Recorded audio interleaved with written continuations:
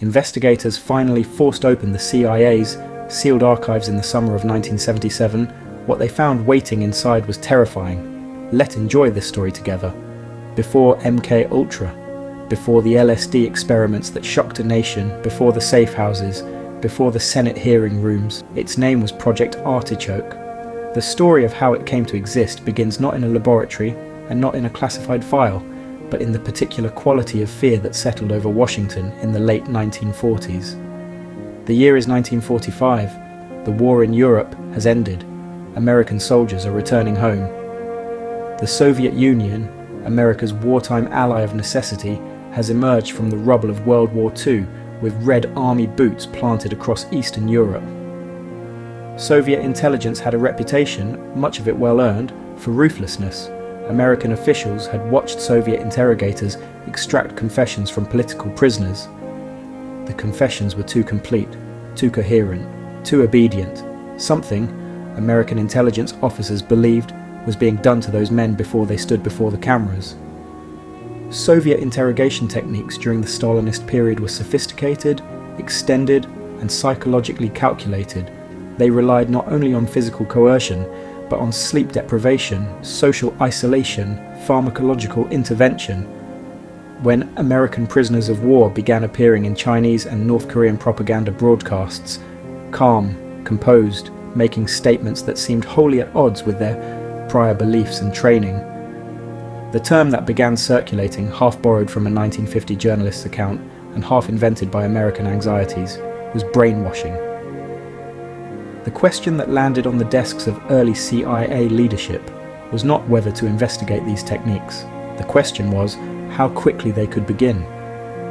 If you're finding this story as gripping as the classified files that buried it for decades, consider subscribing to Shadow Archive. The Central Intelligence Agency was itself a young institution in 1950. It had been created only 3 years earlier, in 1947, by the National Security Act. The OSS had operated in the moral grey zones of wartime espionage, sabotage, deception, covert assassination planning, psychological warfare. In the spring of 1950, the CIA's Office of Security established a program with the unassuming code name BLUEBIRD. Its stated purpose was to investigate whether captured agents could be made to work against their own governments, whether reliable amnesia could be artificially created.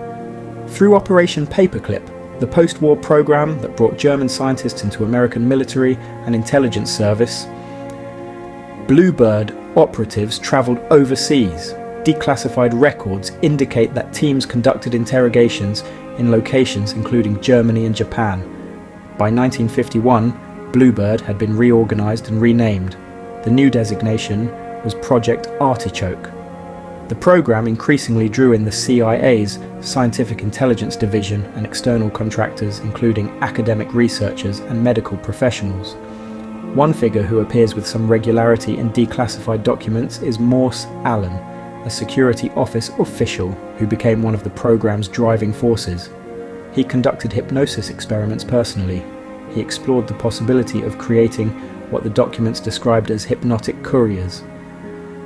Whether any such capability was ever successfully developed remains uncertain. The historical record is full of experiments that were attempted and nearly empty of reliable assessments of whether they achieved their intended results. The drugs that Artichoke researchers explored went well beyond sodium pentothal. Declassified documents reference investigations into mescaline, barbiturates, amphetamines. These were men trying to use the language and methods of science to solve operational problems, often without the ethical constraints that governed legitimate scientific research. If you're finding this kind of deep archival history compelling, hitting the like button genuinely helps Shadow Archive reach more viewers. There is a particular case in the Artichoke record that historians have examined with considerable attention. Declassified memoranda describe overseas operations in which Artichoke teams were deployed to conduct special interrogations. What the available documents do establish is that Artichoke was not purely a research program conducted in controlled laboratory settings. It had an operational dimension. In at least some instances, those people appear to have been detained without anything resembling legal process. whether they knew what was being done to them, whether they consented. Frank Olson was a civilian researcher working for the US Army's Biological Warfare Program at Fort Detrick, Maryland. In November 1953, Olson was, without his knowledge or consent, given a drink laced with LSD by a CIA officer during a retreat at a Maryland cabin. Olson suffered a severe psychological crisis in the days that followed. On November 28, 1953, he fell through a window on the 13th floor of the Statler Hotel in New York City and died. It was not until 1975, when the Rockefeller Commission released a report referencing a civilian employee who had died after being unwittingly given LSD, that the Olson family began to understand what had happened. What it illustrates with terrible clarity is the moral universe in which Artichoke and its successor programs operated, one in which American citizens could be used as unwitting experimental subjects with no accountability, no oversight, and no recourse. The 1950s were, by the standards of modern neuroscience and psychology, a period of profound scientific immaturity. The mechanisms of memory, cognition, and consciousness were poorly understood.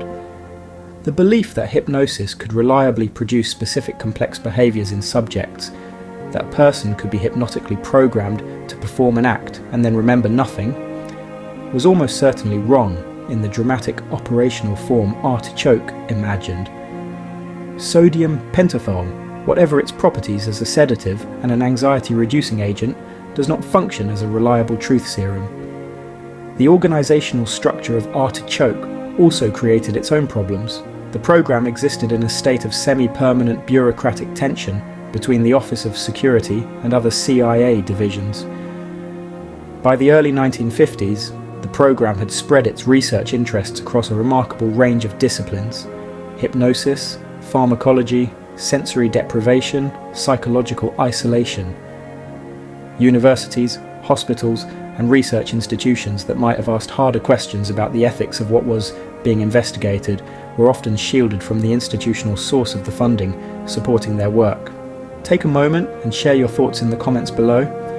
What aspect of Project Artichoke's history do you find most significant?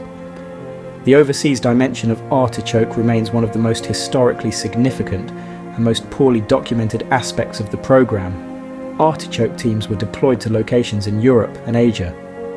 The programme maintained what the documents describe as safe houses in various international locations, privately controlled spaces where operations could be conducted outside the scrutiny of local law enforcement. There is a particular 1952 document that historians examining Artichoke have cited. It describes a proposal for an operational experiment using a combination of drugs and hypnosis on a specific subject in an overseas location. The language is not that of people who believed they were doing something wrong. It is the language of professionals solving a technical problem. The structure of the program built its most extreme operational work on a foundation of subjects chosen specifically because they were vulnerable and voiceless. In 1973, CIA Director Richard Helms ordered the destruction of the agency's files on its mind control programs in anticipation of investigations he knew were coming. What survived did so partly by accident. Files that had been misfiled in a financial records room at a CIA facility in Maryland escaped the purge. What they have found tells a coherent and disturbing story, but the outline of what is missing haunts every attempt to give a full account of what Artichoke was and what it did. By 1953, CIA Director Alan Dulles had approved a new and expanded research program under the direction of Sidney Gottlieb.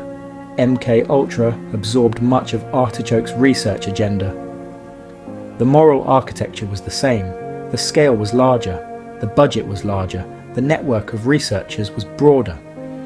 Artichoke itself remained in shadow. Even after MKUltra became public, Artichoke received comparatively little attention. The historian most responsible for bringing Artichoke into serious public view is arguably John Marks, whose 1979 book relied on documents obtained through Freedom of Information Act requests. If you've stayed with this documentary through the full story of how Artichoke was buried, built, and eventually partially uncovered, consider sharing it with someone who needs to know this history. The United States government, acting through its intelligence services, had conducted systematic non-consensual experimentation on human beings during peacetime. The CIA's 1977 congressional appearances focused heavily on MKUltra. Artichoke was discussed, but in less detail. The individuals who ran Artichoke were, by the 1970s, retired or dead. The people most harmed by what Artichoke did were precisely the people least equipped to bear witness to it afterward. Even today, with decades of archival research, FOIKA litigation, and serious historical scholarship behind the effort to understand Artichoke, fundamental questions remain unanswered. How many individuals were subjected to Artichoke procedures in total? The surviving record does not permit a reliable count. Were there dissenting voices within the CIA who raised ethical objections to Artichoke at the time? And if so, what became of those objections? That story, if it exists, has not yet emerged from the surviving record. What historians can say with confidence is this: Project Artichoke existed. It operated for approximately 3 years under that name, as part of a continuous institutional investment in the possibility of controlling or manipulating human thought and behaviour.